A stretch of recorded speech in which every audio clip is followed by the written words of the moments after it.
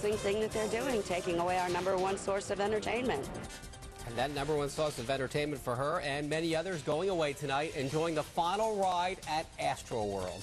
You're watching Houston's WB News at 9. Hi, I'm Steve Simon. And I'm Mia Granny. Thanks for joining us tonight. Well, after 37 years, the rides are over tonight. No more roller coasters, no more Fright Fest. No more Fright Nights at all. Six Flags Astroworld closed for good just a few hours ago. That's where the WB's Katie McCall is there tonight. And Katie, I guess the old park just a victim of progress, right? That's right, Steve. Six Flags says it has had low turnout, and it did not have low turnout today. There were thousands who turned out to ride the rides one last time. Thousands of kids and kids at heart waited in 2-hour lines for one last ride at Astroworld. For many adults, the park's closure is like the death of an old friend.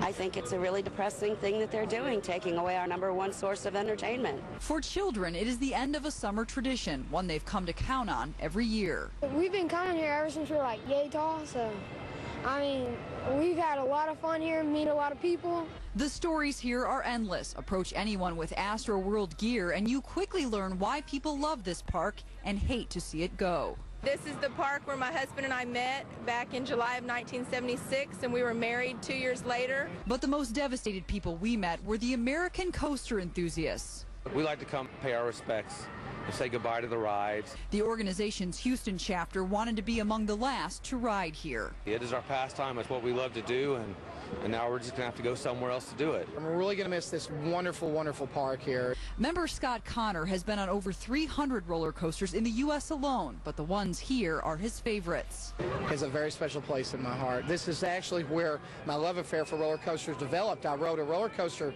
when I was 13 years old with my dad here. So tonight, the group brought their sons to ride the Texas Cyclone and share one last thrill before saying goodbye.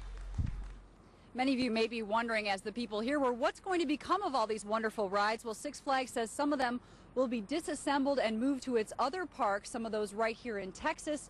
Others cannot be taken apart, like the wooden roller coaster, the Cyclone. It just cannot be disassembled and moved as easily as the others. As for the property, which is extremely valuable, it will be sold and used commercially. Live from Astroworld, Katie McCall, Houston's WB News at 9.